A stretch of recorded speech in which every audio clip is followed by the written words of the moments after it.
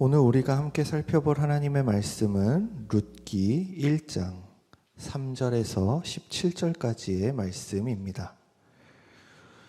룻기 1장 3절에서 17절까지의 말씀을 제가 읽도록 하겠습니다.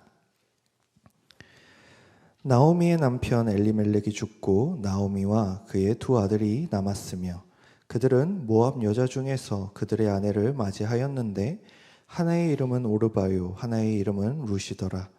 그들이 거기에 거주한 지 10년쯤에 말론과 기럨 두 사람이 다 죽고 그 여인은 두 아들과 남편의 뒤에 남았더라.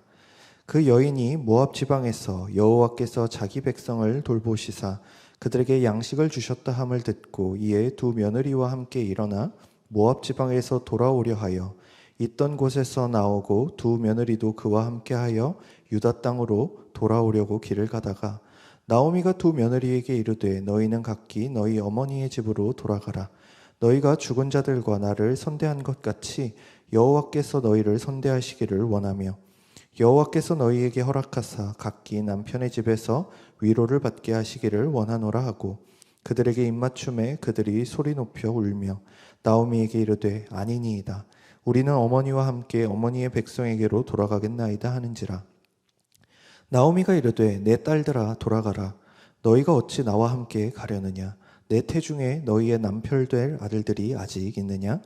내 딸들아 되돌아가라. 나는 늙었으니 남편을 두지 못할지라. 가령 내가 소망이 있다고 말한다든지 오늘 밤에 남편을 두어 아들들을 낳는다 하더라도 너희가 어찌 그들이 자라기를 기다리겠으며 어찌 남편 없이 지내겠다고 결심하겠느냐.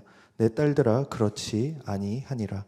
여호와의 손이 나를 치셨으므로 나는 너희로 말미암아 더욱 마음이 아프도다 하매 그들이 소리를 높여 다시 울더니 오르바는 그의 시어머니에게 입맞추되 룻은 그를 붙쫓았더라.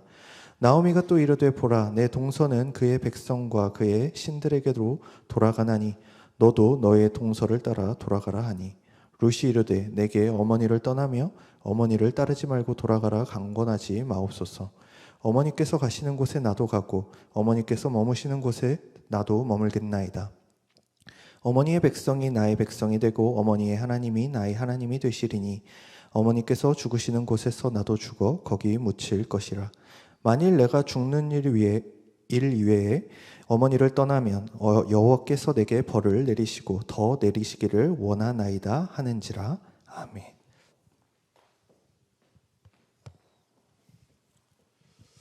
안녕하세요. 반갑습니다. 네, 안녕하세요. 반갑습니다. 저희 합신교단에서는 참으로 전통이 있고 또 굉장히 건강하다고 소문난 이 화성교회에 또 부족한 자를 불러주셔서 참으로 감사드립니다.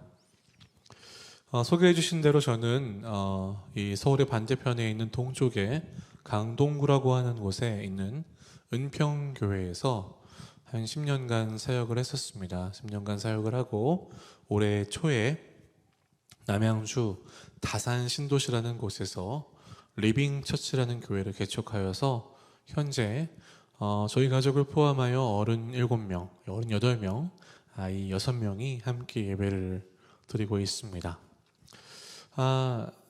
개척교회니까 굉장히 작습니다. 그리고 저희는 너무 좁아서 마이크도 없는데요. 오늘 이렇게 큰 예배당에서 또 이렇게 여러 악기들을 사용해서 찬양하는 예배를 드리니까 너무 좋네요. 특별히 앞에서 이렇게 찬양으로 섬기는 귀한 청년 맞죠? 네네네.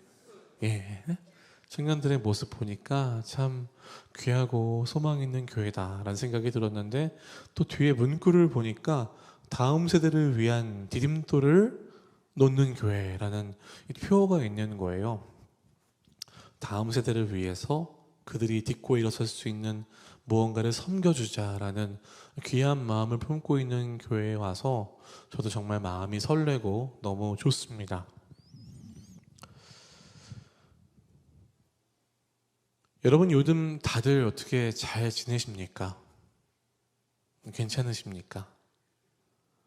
왜 이런 말을 하는지 여러분들 좀 체감이 되시나요? 요즘에 워낙 경기가 어렵고 또 대출 이자도 계속 높아지고 있다 보니까 많은 분들이 요즘에 아이고 못 살겠다, 아이고 힘들다 이런 이야기를 참 많이 하십니다. 코로나만 지나면 좀 괜찮아질 줄 알았는데 또 이런 파도가 우리에게 다가올 줄은 몰랐습니다. 그래서 요즘에 잠도 잘 못 주무시거나 또 우울증에 공황장애로 괴로워하시는 분들이 참 많이 늘었다고 하네요. 그럼에도 불구하고 이렇게 믿음으로 이 금요일 밤에 또 은혜를 사모하며 또 특별히 다음 세대를 위해 기도하러 나오신 우리 분들에게 이밤 하나님께서 분명히 이 어려움을 이기실 새 힘과 은혜를 부어주실 줄 믿습니다. 네, 그런 생각이 들었어요. 제가 이제 그 남양주에서 출발해가지고 분명히 여기는 서울이니까 좀 우습게 봤습니다. 그래서 뭐 한 시간 반이면 넉넉하게 오지 않을까라는 마음으로 제가 좀 일찍 출발했어요. 한 8시 집회인데 4시 반쯤 출발했습니다. 여러분 이 정도면 좀 그래도 부지런한 편 아닌가요? 예, 4시 반에 출발했는데 7시에 도착했어요. 예, 그래서 대전에 가는 줄 알았어요. 예, 와. 그만큼 제가 있는 곳이 또 멀리 떨어져 있기 때문이기도 하고 오늘이 또 연휴가 있는 금요일이기 때문에 차가 유난히 많았던 것 같아요. 오면서 그런 생각을 했습니다. 사실 뭐 우리 담임 목사님 너무 훌륭하시다고 우리 교단 안에서 소문이 많이 나시고 제가 알기로도 이 화성교회에는 제가 아는 훌륭한 목사님들이 많이 계신데 왜 저같이 부족하고 시골에 개척한 개척교회 목사를 여기에 보내실까? 하나님 무슨 계획을 가지고 또 오늘 일하려고 하실까라는 생각을 좀 하면서 왔습니다. 그리고 또 그렇게 기도하고 찬양하던 가운데 분명히 오늘 하나님께서 그 은혜를 꼭 주시려고 하는 분들이 있겠구나. 나같이 부족한 자를 쓰셔서라도 하나님이 꼭 은혜를 주셔야만 하는 영혼들이 이 자리에 나오시겠구나라는 기대감을 가지고 섰습니다. 특별히 요즘 많은 분들이 어려움을 느끼고 있는 이때 우리는 사실 이때를 금방 지나가는 불경기다라고 생각할 수 있지만요. 이 불경기라는 말이 아주 오래전에는 흉년이란 말로 쓰였습니다. 여러분 요즘에는 흉년이란 말 잘 안 쓰시잖아요. 왜냐 우리는 쌀이 남아 도니까. 그죠? 쌀이 뭐 조금 걷어져 가지고 집에 쌀이 부족하다라는 뉴스는 이제 볼 수 없습니다. 그러나 이 당시만 하더라도요. 흉년이 있었어요. 그해 곡식이 평소 걷어들인 것보다 많지 않을 때에는 정말 배고픈 사람들이 생겨나는 것이죠. 잘 생각해 보십시오. 이게 왜 불경기랑 연관이 있는지. 수확량이 줄어들어요. 그럼 여러분 사야 되는 사람은 동일한데 수확량이 조금 줄어들어서 쌀이나 곡식이 적게 되면 이 가치가 어떻게 되죠? 높아지는 겁니다. 값이 높아지는 거예요. 그러면 당연히 돈을 조금 가진 사람들은 곡식을 많이 가질 수가 없는 거예요. 다른 것 같지만 사실 요즘과 비슷합니다. 돈을 많이 가지고 있어야 많은 것들을 획득할 수 있는 여전히 그 부한 사람은 부하지만 어려운 사람은 어려운 그런 현실이 이때 당시에도 있다는 것이죠. 오늘 우리가 함께 읽진 않았지만 이 룻기의 1장 1절은 이렇게 시작합니다. 사사들이 다스리고 있던 때에 여러분 그 사사시대 하면 뭐가 떠오르시나요? 사사는 유명한 사람들이 있죠. 기드온도 있고 또 삼손도 있잖아요. 근데 여러분 사사기에 흐르는 중심 그 말씀은 이거예요. 그때에 이스라엘의 왕이 없었으므로 사람들이 각자 자기 소견에 오른 대로 행하였더라. 하나님이 아니고 자기 생각이 하나님이던 그런 혼돈의 시대, 영적인 암흑의 시대가 하사 시대예요. 그러니까 이미 영적으로도 어두운 시대인데 그때 어떤 일이 있었냐면은 흉년이 있는 거예요. 영적으로도 가뭄이고 그리고 육적으로도 먹을 것이 없는 그런 어려운 때에 이 나오미라는 한 여자를 성경은 등장시킵니다. 그래서 이 나오미가 어떤 결정을 하죠, 여러분? 나오미는요, 이사를 가려고 했어요. 이민을 간 겁니다. 자기가 살던 베들레헴을 떠나서 저기 모압 땅으로 갔습니다. 그런데 지금이야 우리가 이사 갈 때 포장이사 불러가지고 안전하게 짐을 옮길 수 있지만 당시의 고대 사회에서는 이게 그렇게 쉬운 일이 아니에요. 내가 살던 친척 부족들을 떠나서 내가 알지 못하는 낯선 이방인들이 있는 곳으로 가서 정착한다는 것은요, 여러분, 목숨을 걸어야 하는 일입니다. 그렇죠? 그리고 그 짐을 많이 가지고 가다가 도둑을 맞을 수도 있는 일이에요. 강도를 만날 수도 있는 일이죠. 근데 여러분, 나오미가 왜 이렇게까지 했을까요? 벼랑 끝이었던 거예요. 더 이상 버틸 수가 없던 겁니다. 더 이상 먹고 살 수 없기 때문에 그런 위험을 감수하고 나서도 하면서도 나는 그 땅을 가야 되겠어라고 해서 그 땅에 간 겁니다. 그러면 그 땅에서 그리고 이 두 아들이 며느리들을 맞이합니다. 그 며느리들이 이제 오늘 성경에 기록되어 있는데요. 여러분, 그 이름을 하나는 오르바다, 그리고 하나는 루시다라고 이야기합니다. 여러분, 모압 당하면 뭐가 떠오르십니까? 모압, 이스라엘이랑 친한 나라인가요? 안 친한 나라인가요? 보통 이럴 땐 뒤에 있는 게 정답이에요. 예, 안 친한 나라죠. 암몬, 모압 들어보셨잖아요. 이스라엘을 굉장히 괴롭히던 민족이에요. 그러니까 벌써 이스라엘 민족이 모압이라는 얘기 딱 듣는 순간 치가 싹 떨리는 거죠. 마치 우리나라로 치면 오랑캐 이런 단어랑 비슷한 겁니다. 근데 모압 땅으로 간다는 건 어떤 뜻이에요? 뭔가 거기가 답이 아닌 것 같은데 그리로 갔다는 이야기예요. 자신만의 답을 찾았던 것이겠죠. 너무 먹고 살기 힘드니까. 여러분 어떠세요? 여러분들은 먹고 살기 힘들 때 어떤 답을 찾으십니까? 어떤 분들은 도저히 너무 힘들어서 안 되겠어. 이번에 여기서 집을 팔고 우리 지금 여기보다 조금 더 집값이 싼 곳으로 이사를 가서 우리 대출빚도 좀 막고 좀 이렇게 숨을 돌려보자 하는 분도 계시지 않습니까? 또 어떤 분들은 직장을 옮기시기도 하고요. 또 어떤 분들은 이럴 때가 찬스라고 해서 영혼까지 끌어모아 아파트를 사가지고 한번 나도 부자가 돼보겠다 하는 분들도 꽤 많으실 겁니다. 지금은 이자가 많이 올라서 많지는 않지만 제 주변에도 그렇게 해야만 부자가 될 수 있다라고 말씀하시는 분들이 꽤 많았어요. 여러분들은 어떻게 하십니까? 여러분들은 지금 이 불경기를 어떻게 이겨내고 계십니까? 나오미는 모압 땅으로 가는 결정을 했습니다. 전 여러분들이 모압으로 가는 결정을 하시지 않기를 간절히 축원합니다. 하나님 앞에 엎드리는 그 자리가 아니라, 베들레헴이 여러분 무슨 뜻이에요? 떡집이죠, 떡집. 그죠? 베들레헴 떡집이잖아요. 이 베들레헴이라는 도시가 영적으로 특별한 축복을 받은 것은 아니지만 아마 그 흉년을 만났을 때 나오미가 해야 됐던 행동은 뭘까요? 주님, 우리를 살려주십시오. 그곳이 베들이 되어야 되겠죠. 하나님을 만나는 하나님의 집이 되어야 되는데 모압으로 간 것입니다. 여러분 어떠십니까? 꼭 이럴 때면, 먹고 살기 힘들 때면 자신만의 방법을 찾아 교회는 조금 제껴두고 신앙은 조금 제껴두고 이번엔 이걸로 나의 삶을 좀 해결해야 되겠다라고 생각하는 분들이 계시기도 하다는 것이죠. 여러분, 그럴 때 우리는 이 룻기의 말씀을 통해서 우리가 지금 어떠한 대안을 만들고 있고 이 대안이 우리에게 정말 하나님 보시기에 옳은 것인가라는 것을 분별해야 된다는 것입니다. 설상가상으로 그 모압 땅에 가서 어렵게 정착을 했어요. 근데 어떤 일이 일어납니까? 남편이 죽습니다. 고대 그 근동 지방에서 한 가정을 책임지고 있는 가장이 죽는다는 것은 이건 오늘날의 가장이 사라지는 문제와는 또 다른 이야기입니다. 지켜줄 남자가 사라진 거죠. 먹고 사는 걸 책임지는 남자가 사라진 것입니다. 농사를 짓거나 사냥을 할 수 있는 인력이 줄어든 거예요. 그런데 여기서 멈추지 않습니다. 두 아들이 또 죽습니다. 여러분, 여기까지만 볼 때 우리 나오미의 인생이 어떤가요? 참으로 박복하죠. 그렇지 않습니까? 남편이 죽은 것도 참 서럽고 슬픈 일인데 자식을 먼저 떠나보내는 어미가 된 것입니다.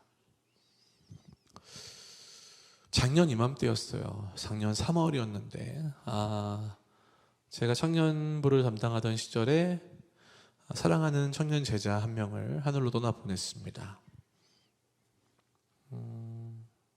항상 같이 있을 줄 알았고 참 씩씩하던 친구였는데 이 친구가 어렸을 때부터 신장이 좋지 않아서 투석을 받던 친구였어요. 수석을 받던 과정 가운데 균이 감염이 돼서 온몸에 균이 퍼져 2주 만에 폐혈증으로 세상을 떠났습니다. 주일 저녁 예배를 마치고 갑자기 연락을 받았죠. 호흡이 멈췄다고, 기도를 좀 해달라고. 전속력으로 병원에 달려갔지만 제가 병원에 도착했을 땐 이미 하늘나라로 갔을 때였습니다. 사랑하는 사람을 잃는다는 것, 이건 참으로 인생의 큰 어려움입니다. 저도 참 많이 힘들었어요. 제가 목사지만 예수 그리스도를 믿으면 영원한 생명이 있습니다, 우리에겐 부활의 소망이 있습니다라고 늘 설교했지만 그 장례 예배에서 하염없이 우시는 그 형제를 떠나보낸 그 어머니 앞에서 저는 아무런 위로를 할 수가 없었어요. 자녀를 먼저 떠나보낸 그 어미의 마음, 누가 위로할 수 있을까요? 그냥 같이 울었습니다. 설교를 제대로 하지도 못하고 그냥 울었던 것 같아요. 그렇게 그 인생이 참으로 슬프게 흘러갑니다. 먹고 살려고 이방 땅까지 갔는데 남편도 죽고 두 아들마저 죽은 거예요. 그래서 이 가정엔 이제 덜렁 과부 셋만 남은 거죠. 얼마나 속상하겠습니까? 여러분, 왜 인생은 이럴까요? 하나님 앞에서 좀 먹고 살고자 열심히 노력하면 하나님이 좀 길을 열어주시면 얼마나 좋습니까? 그죠? 하나님 앞에 기도하고, 하나님 제가 이렇게 열심히 살아보겠습니다, 우리 청년들 열심히 새벽에 일어나서 알바도 하고 공부도 열심히 하고, 어떤 친구들은 오랫동안 공무원 시험 준비를 했는데 잘 안 돼요. 하나님, 이분 좀 낫게 해주세요. 정말 신실한 우리 집사님 낫게 해주세요. 그러는데 암이 점점 퍼져나가는 거예요. 우리가 신앙생활을 하지만 우리가 다 이해할 수 없는 일들이 우리 앞에 일어나곤 합니다. 그죠? 우리가 정말 다 좋은 일만 있다고 말할 수 없잖아요. 그게 우리의 현실 아니겠습니까? 나오미의 인생도 그런 거예요. 하나님, 이건 아니잖아요. 하나님, 어떻게 나한테 이러실 수 있어요? 하나님, 어떻게 나를 치실 수 있습니까? 그렇게 비참한 인생을 살던 여인이 나오미입니다. 룻기는 슬픈 책이에요. 그렇게 슬프게 시작해요. 영적으로도 육적으로도 굉장히 어두웠던 그 시대를 살고 있는 한 여인이 혼자가 되어버린, 아들을 잃어버리고 남편을 잃어버린 그 불쌍한 인생으로 이 룻기 이야기가 시작됩니다. 여러분, 그런데요, 더 놀라운 장면 하나가 등장해요. 너무 황당한 장면이죠. 이방 여인인 며느리들을 이 나오미는 돌아가라고 얘기합니다. 돌아가라. 너희들 아들을 낳을 수도 없지 않냐? 내가 아들을 낳는다고 해서 너희들에게 남편으로 줄 수도 없지 않냐? 너희들은 너희 살 길로 찾아 돌아가라. 네가 처음에 숭배하던 그 신이 있는 곳으로, 고향으로 가라 라고 얘기합니다. 얼마나 슬픈 이야기입니까? 이방 땅에서 그래도 한 가족이 되었는데 먹고 살려고 함께 노력한 공동체에 이별의 장면이 온 것입니다. 그래서 한 명이 떠나가죠. 그리고 룻이 남았습니다. 여러분, 우리는 너무 다들 착하셔서 성경을 보실 때에 다들 이렇게 보시는 것 같아요. 아, 그랬구나. 그죠? 다 그런 마음으로 보시잖아요. 너무 착하셔서. 근데 저는 못돼가지고 그렇게 안 보여요. 제가 정말 의아하게 생각하는 장면은 바로 이 장면입니다. 16절 17절인데요 제가 한번 읽어드리겠습니다. 룻이 이르되 내게 어머니를 떠나며 어머니를 따르지 말고 돌아가라 강건하지 마옵소서. 어머니께서 가시는 곳에 나도 가고 어머니께서 머무시는 곳에서 나도 머물겠나이다. 어머니의 백성이 나의 백성이 되고 어머니의 하나님이 나의 하나님이 되시리니. 우리 여러분들이 17절 한번 읽어보시겠습니까? 시작. 어머니께서 죽으시는 곳에서 나도 죽어 거기 묻힐 것이라. 만일 내가 죽는 일 외에 어머니를 떠나면 여호와께서 내게 벌을 내리시고 더 내리시기를 원하나이다 하는지라. 이렇게 한번 생각을 해보세요. 저희 집에 저희 집은 아니고요, 제 동생이 한 명 있습니다. 남동생인데요, 노총각이에요. 장가갈 생각을 안 합니다. 그리고 이제 그런 얘기 꺼내는 거 너무 싫어하는 거죠. 그 어느 날 제가 명절 때 가서 이렇게 얘기했습니다. 우리 선교하는 마음으로 우리 외국인 재수 씨를 한번 맞이해보는 건 어떨까? 방으로 들어가 버리더라고요. 네. 아니 뭐 저는 정말 뭐 이상하게 생각한 건 아니었고요. 뭐 정말 그런 마음이 있다면 얼마나 감사해요. 그렇죠? 함께 사랑할 수 있고 워낙 요즘에 안 좋은 사건들이 많은데 정말 그리스도의 사랑으로 한 가정이 되고 한 가족이 되는 건 정말 귀할 수 있는 일이잖아요. 룻도 그랬어요. 나오미랑은 다른 지역의 사람입니다. 문화도 다르고요. 자라오면서 봤던 모든 것이 다 달라요. 먹는 음식도 달랐고요. 심지어 신앙도 달랐습니다. 종교도 달랐습니다. 다 달랐어요. 근데 뭐라고 그래요? 엄마도 아니고 시어머니를 따라가겠대요. 한국 사회에서는 상상하기 어려운 일이죠. 아닌가요? 저만 그런가요? 여러분 어떤 며느리가 끝까지 남아서 저는 끝까지 우리 시어머니의 하나님을 믿겠습니다. 함께 하겠습니다. 여러분 솔직히 그런 게 쉽지 않은 거 아시잖아요. 근데 지금 외국인 며느리예요. 여러분 이게 좀 이해가 되세요? 여러분도 너무 착하셔서 룻이 신실하고 착한 여자니까 그랬겠다라고 생각하지만 상황적으로 한번 보세요. 여러분들이 외국에 시집을 가셨어요. 근데 여러분들이 믿는 종교와 다른 종교를 믿고 있어요. 다른 것을 먹고 있습니다. 그 외국인 시어머니를 끝까지 따라 남을 수 있으시겠어요? 이건 쉽지 않은 문제예요. 고향으로 돌아오겠죠. 내 친구들, 내 가족이 있는 친정으로 오겠죠. 근데 룻이 남겠다는 거예요. 여러분 제가 이 장면을 보면 생각하면서 이 본문을 묵상하면서 이런 생각이 들었습니다. 왜? 왜? 여러분 지금 나오미가 재산이 많습니까? 나오미가 지금 먹고 살만해가지고 떵떵거리면서 금이 환영하는 겁니까? 아니면 내가 돌아가면 베들레헴에서 소개팅 해줄게 그랬나요? 그런 일은 없어요. 지금 다시 거지가 되어서 그 땅에 다시 하나님의 자비가 있다니까 돌아가고 있는 거예요. 아주 초라한 모습으로 남편을 잃은 채 아들을 잃은 채. 그런데 그 보잘것없는 그 나오미 곁에 룻이 남겠다는 거예요. 베들레헴에 가면요 자기만 이방인이잖아요. 가겠다는 겁니다. 여러분 잘 생각해 보십시오. 성경에서 나오는 과부들이 할 수 있는 일이 뭐가 있을까요? 보통 당시에 과부들은요 자신의 생계를 유지하기 위해서 자기 자식을 먹여 살리기 위해서 몸을 팔았습니다. 예수님이 그들과 함께 계셨잖아요. 그죠? 왜 그랬을까요? 그렇게 수치스러운 사람답지도 못한 일을 하지 않으면 먹고 살 수 없는 그 비참한 현실에 있는 그 하나님의 딸들을 불쌍히 여기시고 그들을 위로하시고 함께 계셨잖아요. 여자들만 다니는 그 인생이 얼마나 무섭겠습니까? 그 땅에 돌아가서 그들이 행복할 수 있다는 보장이 없어요. 어쩌면 평생 노예가 되어서 남의 식모가 되어서 그렇게 밭에 있는 거 떨어진 것만 주워 먹으며 살아야 되는 비참한 인생이 그들 가운데 펼쳐지는 거예요. 그런데도 룻이 남겠다는 겁니다. 전 이게 이해가 안 됐어요. 하나님 왜요? 하나님 왜 룻이 남겠다고 그러죠? 그래도 저는 여러분 이거 깨달았습니다. 룻의 고백 속에서 룻이 누구의 하나님이라고 고백하죠? 내 어머니의 하나님, 나오미의 하나님이래요.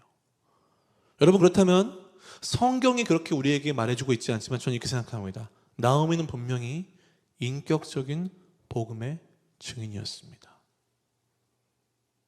그렇지 않고서는 이 나오미가 믿는 하나님을 룻이 믿을 수 있겠습니까? 나오미가 평소에 막 괴롭혀요. 일 막 많이 시키고 막 못 살게 굴어요. 막 넌 미워 막 이렇게 하고 막 시집살이를 막 시키는 거죠. 그러면 여러분 룻이 나오미를 따라갈 수 있었을까요? 좀 그렇다고 생각하지 않아요.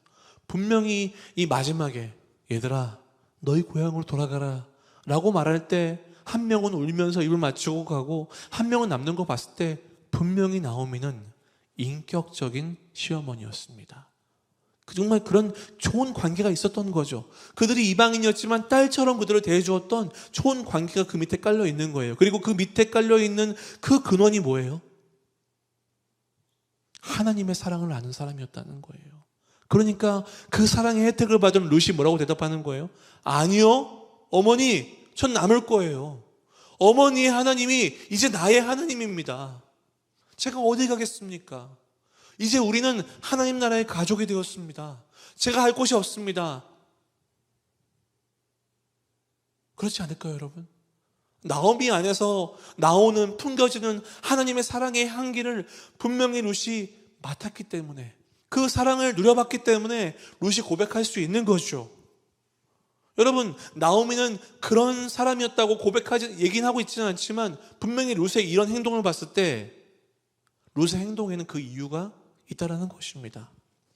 여러분, 이건 그렇게 쉬운 고백이 아니에요. 쉬운 고백이 아닙니다. 나오미를 떠나 고향으로 돌아가더라도 누구 하나 손가락질 할 사람이 없는 그런 상황에서 룻이 선택한 이 결정은 아주 특이한 일이죠. 사랑하는 여러분, 여러분의 인생은 어떻게 이 자리에 나오게 되셨습니까? 여러분의 손을 붙잡고 처음으로 교회를 인도해 주셨던 그분은 어떤 분이셨습니까? 여러분은 그 사랑을 느껴보신 적이 있으십니까? 분명히 있으실 거예요. 내가 처음 교회에 나오던 날 나에게 손을 내밀어 줬던 그분, 내가 많이 힘들었을 때 내게 다가와 기도해주고 나를 섬겨주고 그 복음의 따뜻함으로 나를 품어서 교회로 인도해 주셨던 그분, 여러분들 위해 뒤에서 조용히 기도해 주셨던 그분, 여러분 분명히 그런 기억들이 있으실 겁니다. 나오미를 통해서 룻도 경험한 것이죠. 사랑하는 여러분, 전도가 어렵다는 세상이 되어버렸어요. 그죠? 저는 개척교회를 하기 때문에 전도에 대한 많은 고민을 갖고 있습니다. 그런데 저는요, 그래요. 교회를 성장시키기 위해서 전도하고 싶지는 않아요. 이게 또 무슨 말인가 하시겠죠? 여러분 잘 생각해 보세요. 복음은 교회를 성장하기 위해 전하는 것일까요? 복음은 영혼이 살아나도록 전하는 겁니다. 그 영혼이, 죽었던 그 영혼이 하나님 만나가지고 그 인생에 하나님 나라가 임하여서 참 자유와 기쁨을 누릴 수 있도록 전하는 거잖아요. 우리가 복음의 빚진 자로서. 그래서 만들어진 모임이 교회잖아요. 교회를 성장시키기 위해 복음을 전하는 것이 아니라 영혼을 살리기 위해 복음이 있는 것이고, 그 복음이 전해질 때에 하나님 나라의 공동체 교회가 세워지는 것이죠. 그러다 보니까 여러분, 저는 전도에 대해서 많은 생각을 하는데 전도가 쉽지 않아요. 많은 사람들 이미 저변에는 기독교에 대한 굉장히 부정적인 인식이 깔려 있습니다. 이미 요즘에 넷플릭스를 통해서 무슨 시리즈가 나오고 이단 교주들이 나오고, 여러분 그 보면서 저는 그런 생각이 들었어요. 야, 잘됐다. 교회가 밝히지 않으니까 이렇게 세상 미디어를 통해서도 이단 사이비들이 밝혀지는구나, 이렇게만 생각했어요. 그런데 여러분, 믿지 않는 사람과 얘기를 해보니까 충격적인 얘기 들었어요. 그들은요, 다 기독교의 한 무리라고 생각해요. 너무 충격적이죠. 기독교는 원래 그런 거 아니야? 기독교는 원래 좀 이상한 거 아니야? 큰일 났어요. 땅바닥에 떨어진 이 교회의 명예를 어떻게 다시 한번 우리가 올릴 수 있을까 고민하게 되는 거죠. 그리고서 저는 마음 먹었습니다. 그래, 교회를 개척하자. 어떤 교회냐면요, 교회를 위해 복음을 전하는 교회가 아니라 이 사람이 행복해질 수 있도록 복음이 이 사람의 마음 깊숙이 들어갈 수 있도록 섬길 수 있는 교회를 한번 해보자 라는 생각이 들었어요. 그래서 그냥 단순히 이 사람이 예수 믿는 거에만 포커스를 두고 막 사람을 공격하는 것이 아니라 천천히 만나서 관계도 맺고 차다가 한 잔 마시고 사는 얘기도 들어보고 이렇게 친구가 되는 겁니다. 그리고 그 사람이 교회 나오지 않아도 괜찮아요. 그 사람이 예수 믿지 않아도 그건 상관없어요.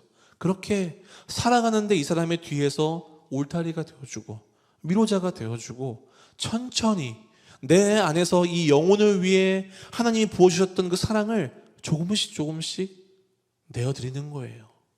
제가 준비한 환대와 섬김이라는 접시 위에 복음을 얹어서 계속 그 사람을 섬기며 나아갈 때에 몇 명이 하나님 앞에 돌아오는 역사가 있었습니다. 놀라지 않으시는군요. 전 너무 놀랐어요. 가능하구나, 이 시대에도. 이 시대에도 예수를 믿는 게 가능하구나. 교회를 40년 넘게 다녔는데 맨날 뭐 물어보기만 하면 잘 모르겠대요. 그러던 자매가 정말 어려운 시련을 만나서 또 만나 위로하면서 천천히 편이 되어주고, 그 자매가 40년 동안 들었던 아주 뻔하고 흔한 이야기들을 우리의 삶에 빗대어서 나눌 때에 그 자매가 그 자리에서 예수 그리스도를 영접하고 회심의 역사가 일어났습니다. 여러분, 이거는 놀라운 일 아닌가요? 제가 제 자랑을 하는 게 아니에요. 저는 지금 무슨 얘기를 하고 있냐면요, 지금도 복음은 여전히 강력하다라는 거예요. 우리가 이 시대에 그걸 어떻게 전해야 할지 고민하지 않아서, 노력하지 않아서 아직 그 맛을 사람들이 모를 뿐인 거죠. 여러분, 그렇기 때문에 저는 이 나오미의 모습을 보면서 특별히 우리 사랑하는 다음 세대 아이들, 그 아이들을 좀 여러분 우리 마음에 품었으면 좋겠습니다. 우리 어른들은 이런 시대에 살으셨어요. 좋은 학교, 좋은 회사에 들어가면요, 좋은 학생이고 좋은 회사원이었어요. 좋은 일꾼이었어요. 어떤 단체에 들어가는 순간 그 단체가 그분의 정체성을 만들어줍니다. 나는 S대에 다녀, 나는 K대에 다녀, 나는 무슨 S회사에 다녀. 그렇잖아요. 이런 게 되게 중요한 시대였잖아요. 여러분, 지금은 어떻게 됐어요? 점점 나이가 어려질수록 그런 자신의 단체와는 자기와 달라요. 나는 나예요. 이런 시대에 지금 살고 있어요. 그 단체 안에서 이 사람을 묶는 걸 되게 싫어합니다. 그러다 보니까 우리는 어떻게 생각하냐면 자꾸 예배 안에 들어와서 훈련해야 돼. 예배 드리는 훈련을 할 줄 알아야 돼. 찬송가도 많이 부르고 기도도 막 10시간씩 시키고 막 훈련을 하다 보면 언젠가 몸에 배일 거야. 이렇게 생각을 하셨어요. 이거는 어른들의 입장에선 맞습니다. 왜냐하면 어른들은 그렇게 신앙생활을 해오셨기 때문에. 목사님이 그냥 말씀하시면 예 목사님 하고 그냥 하셨잖아요. 근데 요즘 친구들은 어떻게 해요? 얘들아, 치킨 먹자. 왜요?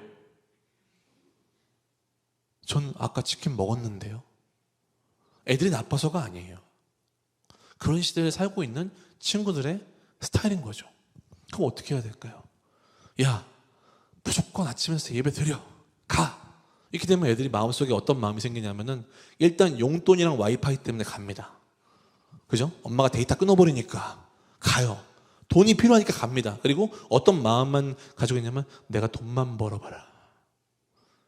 내가 독립만 해봐라. 이러면서 막 이제 그날을 꿈꾸죠. 그죠? 웃는 분들이 계시네요. 네. 제가 중등부를 사역할 때 일이었어요. 여러분 중학생 아세요? 저는 선교라고 생각했습니다. 제 중등부를 담당하게 되면서 하나님 저에게 왜 이런 시련을, 제 사역 가운데 가장 큰 벽을 만났다 생각이 들었어요. 중학생들은요, 아시겠지만 표현을 하지 않습니다. 걔들이 뭔가 이렇게 싫어하는 거, 하기 싫은 건 표현하지만 좋아도 절대 좋은 척을 하지 않아요. 그래서 제가 이제는 좀 아저씨잖아요. 중학생들을 맡기에는 너무 나이가 많은 것 같고 막 아저씨 같고 무서울까 봐 어떻게 하지 고민을 하다가 아이들한테 막 반갑게 인사를 해줬어요. 막 잘 웃지도 못하는데 막 안녕 막 이러면서. 얼마나 애들이 부담스러웠겠어요. 그죠?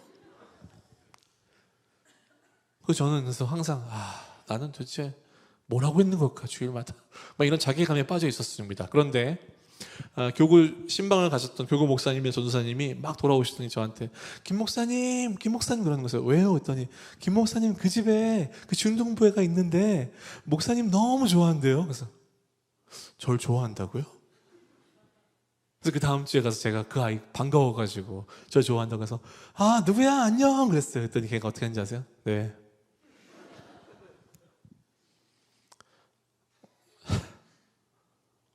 이상한 게 아니고요. 그럴 땐 거잖아요. 제가 기도하고 코로나 때 막 수련회도 못 가고 하니까 막 계속 고민하다가 막 애들 캠핑카 빌려가지고 막 보내고 하다가 약속했어요. 야, 코로나 풀리자마자 내가 너희들 데리고 여행 갈게. 그래가지고 한 8명만 모아서 부산으로 기차 여행을 떠났습니다. 돈이 많아서가 아니고요. 사비는 니들이 갖고 와 그랬어요. 예. 교차표는 각자 부담. 대신 8명만 소수로 갔어요. 그래서 애들이 8명이 채워졌습니다. 가는데요. 가정이 조금 어려운 친구들이 왔어요. 아빠가 엄마랑 따로 사시거나 좀 이렇게 소극적인 친구들, 평소에 부산을 가보고 싶은데 한 번도 안 가본 친구들, 수서역에서 SRT를 타고 가는데 SRT라는 걸 한 번도 타보지 않은 친구들 왔습니다. 놀러 갈 땐 진짜 일찍 와요, 애들이.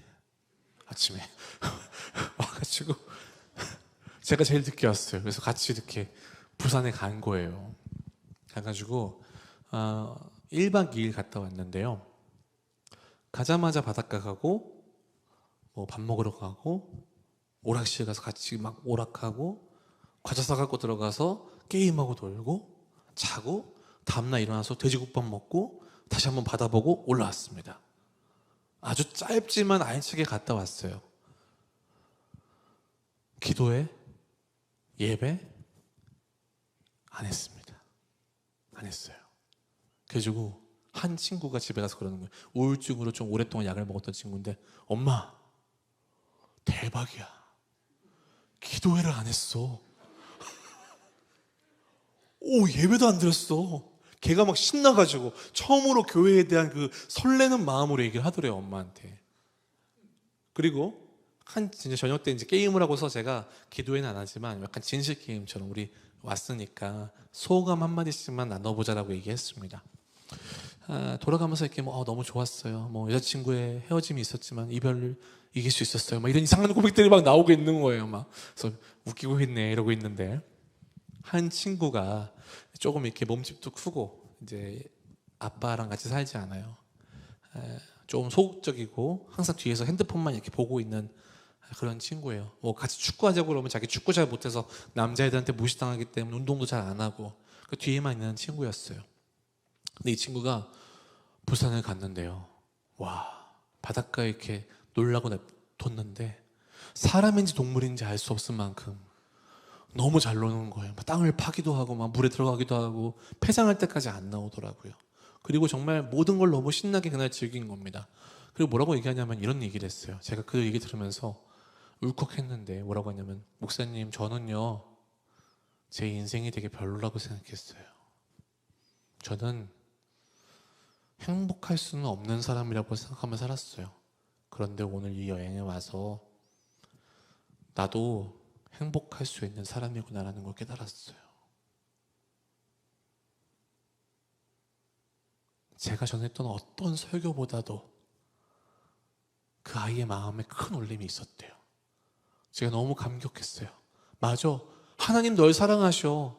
목사님 너희 사랑해. 교회가 너희 사랑해. 100번 1000번 얘기해도요, 애들은 그렇구나 하고 말아요.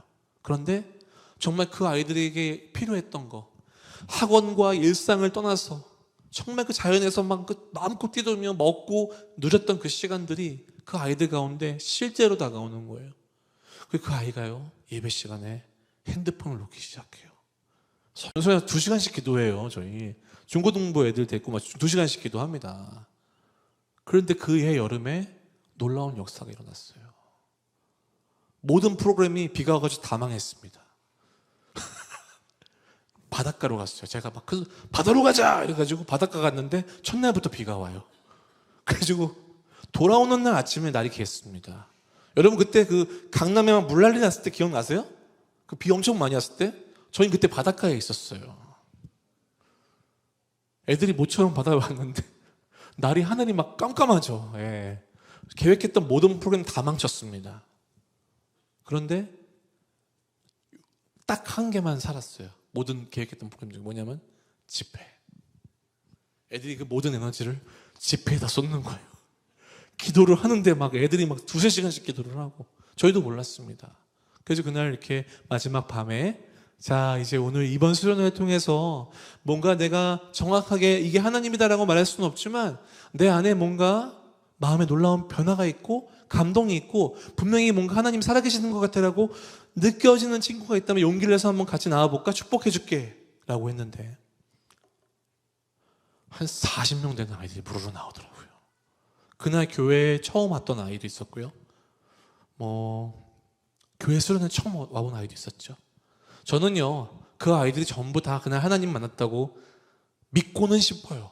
진짜인지는 모르겠어요. 믿고는 싶어요. 그러나 그 수련회 통해서 제가 또 그 여행을 통해서 느꼈던 건 뭐냐면, 우리가 복음은 얘기하는데 복음의 향기와 혜택을 누리게 해주고는 있을까라는 생각을 해봤어요. 여러분, 복음의 향기는 제일 먼저 무엇을 통해 느껴지나요?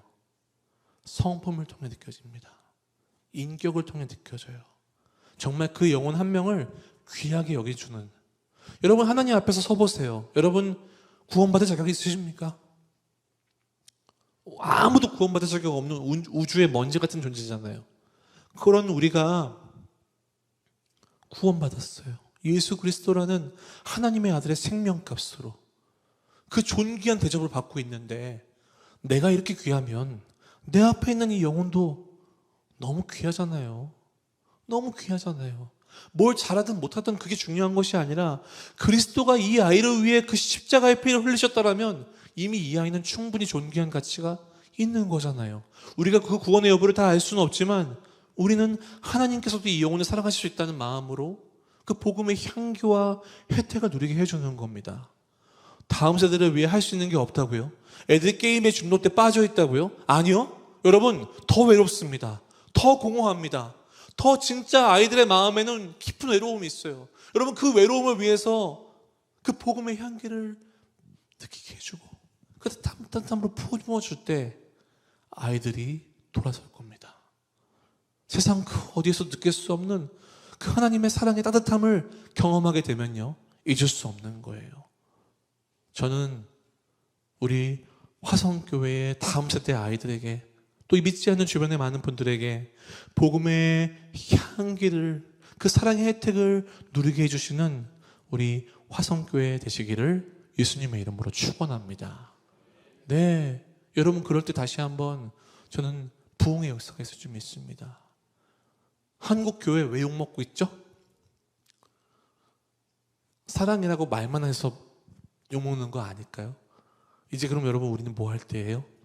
이제 행할 때입니다. 행할 때예요. 여러분, 보여주세요. 이 시간에 이 자리에 나온 분들을 분명히 다음 세대를 사랑하는 마음으로 품고 기도하려고 나오신 줄 믿습니다. 그렇다면 여러분들, 이제 오늘 밤 하나님께서 여러분 마음 가운데 주시는 그 은혜와 사랑으로 내 마음에 품게 하시는 그 영혼을 향해 복음의 향기를 누리게 해주세요. 그 영혼을 존귀히 대해주세요. 세상이 줄 수 없는 하나님의 사랑을 부어주는 복음의 통로가 되어주세요. 그럴 때 여러분, 영혼이 살아가는 기적이 일어날 줄 믿습니다.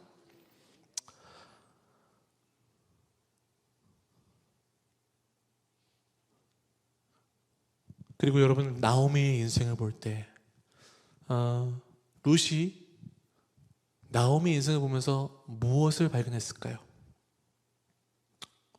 나오미는 과부입니다. 남편도 잃었고 아들을 잃은 참 복이 없는 사람이에요. 그런데 왜 그 사람을 따라갈 수 있었을까요? 시어머니니까? 물론 그럴 수도 있죠. 유교적인 문화가 흐르고 있는 우리의 입장에서는 어쩌면 이게 당연하고 바른 것이라고 느껴질 수 있지만 서구 사회만 하더라도 사실 이게 그렇게 중요한 일은 아닐 수 있어요. 그럼에도 불구하고 여러분, 나오미를 따라갔다는 것,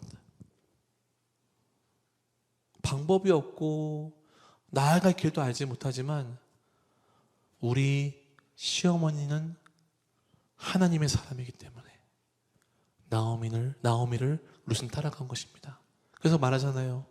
어머니 하나님이 나의 하나님입니다. 사랑하는 여러분, 누군가 여러분의 인생을 바라보면서 우리 저 집사님의 하나님이 바로 나의 하나님입니다. 우리 저 권사님의 하나님 바로 나의 하나님입니다. 저렇게 권사님의 입술을 통해 간증하게 하시는, 저 권사님을 통해 사랑으로 섬기게 하시는 저 하나님 바로 나의 하나님입니다. 여러분, TV에서 막 간증하는 프로그램들 보시면 어떠세요? 너무 눈물 나고 은혜스럽죠? 그러면서 그런 거 느껴지지 않으세요? 맞아, 나도 저렇게 하나님 만났는데, 나도 그렇게 하나님 나에게 찾아와 주셨는데, 그런 거 경험하신 적 있으시잖아요. 여러분, 여러분의 인생이 누군가에게 비춰졌을 때 때로는 내가 길을 잃어버린 것 같고 아무것도 없는 것 같고 초라한 것 같아 보이는 인생일지라도 저분은 하나님의 사람이야. 난 저분과 함께 할 거야. 여러분, 이 얘기 들을 수만 있다면 우리 인생 성공한 거 아닐까요? 아닌가요? 제가 3명의 아이를 키우고 있습니다. 보기엔 굉장히 20대 같아 보여도 농담이었는데 별로 안 오시는군요. 제가 아내를 만난 지 한 30년 됐습니다. 별로 안 놀라시네요. 예. 제가 10대 아내를 만나서 같이 교회에서 자랐어요. 그때부터 사귄 건 절대 아니고요. 그냥 그때 봤다고요. 같이 커서 한 교회에서 자라나서 청년부 임원 때 눈 맞았습니다. 청년부 임원 있나요? 손 한번 들어보세요. 축복합니다. 교회 안에서 한 신앙 안에서 커플을 만나니까 진짜 좋아요. 전 진짜 너무 행복합니다. 왜냐하면 저희 아내랑 저는 서로의 과거를 다 알아요. 누굴 만났고 누굴 헤어졌고. 그래서 저희는 서로의 과거 얘기를 하지 않습니다. 절대 꺼내지 않아요. 흑역사니까 우리는 마지막만 보고 삽니다. 제일 낫다 여기면서. 아이를 3명 키우면서 느끼는 건 그거예요. 정말 내가 목사로서, 이 아이들의 아비로서 내가 하나님의 사람으로 보일까? 사실 이 질문 앞에 저는 자신이 없어요. 저는 그렇게 거룩한 사람도 아니고요. 그렇게 인격적으로 훌륭한 사람도 아닙니다. 아이들에게 너무 부족한 아빠죠. 그럴 때도 저희 아이들 포기할 수 없잖아요. 그쵸? 포기할 수 없잖아요. 그래서 저는 솔직하게 얘기합니다. 이건 아빠가 실수했어. 미안해. 이건 아빠가 하나님 앞에 회개할 거야. 잘못했어. 얘기합니다. 많은 교회 중직자들의 기도 제목을 제가 이제 돌아다니면서 물어보니까 거의 비슷하시더라고요. 죄송합니다. 제가 폄하하는 게 아니라 기도 제목이 그렇게 나와요. 저희 아이가 교회로 돌아오게 해주세요. 그런 기도 제목이 진짜 많아요. 제가 사역하던 교회에도 적지 않았습니다. 왜 그런지 물어봤대요. 부모님이 이렇게 교회에서 훌륭하신데 너는 왜 교회 안 나오니? 사실 제가 찾아갔습니다. 물어봤어요. 우리 아빠 엄마는요, 교회에서의 모습과 집에서의 모습이 너무 달라요. 저는 그런 하나님을 믿고 싶지 않습니다. 저는 알아요. 부모님들이 교회에서만이라도 정말 어떻게든 선하게 거룩하게 하시려고 노력하는 모습이라는 거 저는 이제 알죠. 그게 뭐 가식이 아니라 정말 노력하시는 거라는 걸 알아요. 그런데 우리 아이들은 어떻게 받아들이냐면요, 교회에서는 누구야 하지마 그러지만 교회 집에 가서는 야! 그죠? 제가 그러고 있더라고요. 저희 집에 교통사고가 났었는데 저희 아내가 이제 교통사고로 병원에 입원해가지고 제가 3명의 아이를 방학 동안에 삼시세끼를 해먹었던 적이 있습니다. 그리고 그때 처음으로 깨달았습니다. 우리 주부님들께서라고 제가 분명히 얘기했어요. 뭐 해먹이지? 라는 이 고민은 진짜 심각한 고민이구나. 저 알았어요. 그리고 뭔가 다음 끼니에 해먹을 게 생기면 그렇게 마음이 편안할 수가 없어요. 하나님께서 개척하기 전에 정말 많은 걸 경험하게 해주셨는데 특별히 우리 가정주부분들의 마음을 깨닫게 해주셨어요. 그러면 제가 아이들이랑 막 집에서 하다 보니까 정말 아이들에게 버럭버럭 성질을 많이 내더라고요. 목사라는 인간이 이게 될까? 그래서 어느 날 아이들한테 얘기했습니다. 야, 방에 들어가서 기도해. 나도 기도할게. 도저히 안 되겠어. 1시간 동안 하나님 앞에 엎드리고 무릎 꿇었던 시간이 있었어요. 사랑하는 우리 화성교회 성도분들, 우리 귀한 청년들, 또 이 시대에 모인 분들, 복음은요 인격적으로 전해집니다. 복음을 통해 하나님의 사람이라는 티가 나는 겁니다. 예수 그리스도를 믿어 거듭나고 회심하여서 우리가 누가 구원받았는지에 대해서 함부로 정의하거나 판단할 수는 없지만 여러분, 복음이 진짜라면, 우리 안에 계신 성령께서 진짜 살아계시다면 변화가 일어납니다. 믿으십니까? 방향이 바뀌는 거예요. 속도는 사람마다 다를 수 있어요. 성장하는 속도가 다를 수 있죠. 그러나 방향이 바뀝니다. 나의 욕심과 나의 생각과 나의 계획이 아니라 그런 것들 다 배설물로 여기고 이제 하나님의 영광을 위해, 그리스도 예수의 복음을 위해 내가 조금 더 낮아지고 희생하고 섬기는 자리로 갈 수 있는 거죠. 내가 한 번 더 져줄 수 있는 거죠. 내가 더 한 번 더 해줄 수 있는 거죠. 그래서 내 옆에 계신 분을 통해 그 사랑이 느껴지고, 저기 있는 분의 그 사랑을 느껴질 때 새 가족이 한 명 왔다가 정말 외로워가지고 어렵게 교회 나왔는데 누군가 와서 그 따뜻한 주 예수 그리스도의 복음의 향기로 그 영혼을 감싸 안아주고 품어줄 때 영혼 하나가 하나님 나라에 돌아오는 놀라운 기적이 일어나는 것입니다. 여러분, 그런 역사가 이 교회 가운데 있기를 축원합니다. 그리고 그런 역사가 우리 교회, 이 화성교회 다음 세대에 있기를 축원합니다. 우리 아이들이 게임과 수많은 중독과 정말 많은 학업 때문에 지쳐있고 힘들어할 때에 그 영혼을 존귀히 바라봐주며, 그래, 이 아이도 하나님이 지으신 창조물이지라는 마음으로 아껴주고 품어주고 그 마음을 헤아려주고 경청해줄 때 이 아이들 영혼에 복음의 향기가 차곡차곡 들어올 거예요. 그리고 어느 날 가랑비 옷줬듯이 그 영혼은 그 사랑을 놓을 수 없는, 그 사랑밖에는 내가 의지할 수 있는 곳이 없다는 것을 어느샌가 삶으로, 실존으로 깨닫게 될 것입니다. 마치겠습니다. 오늘 이 귀한 밤 여러분들 피곤함을 이기시면서 말씀 들으시고 기도하는 귀한 모습이 정말 하나님께서 기뻐하시는 모습인 줄 믿습니다. 그리고 오늘 이 룻기의 말씀처럼 나오미의 삶이 어땠길래 하나님이 룻의 마음을 돌이키셨을까? 나에게도 많은 것이 유능하거나 화려하진 않아도 내 안에 복음이 있다면, 내가 하나님의 사람이라면, 복음의 향기가 나를 통해 나아갈 수 있다면, 그래, 다른 영혼들 주님께로 데려갈 수 있겠다, 살릴 수 있겠다. 하나님, 나를 사용하여 주시옵소서. 그런 축복의 통로로, 복음의 통로로, 사랑의 통로로, 은혜의 통로로 사용하여 주시옵소서. 하나님 앞에 헌신함을 나아가는 자들에게 주님께서 은혜와 섬길 수 있는 힘을 주실 줄 믿습니다.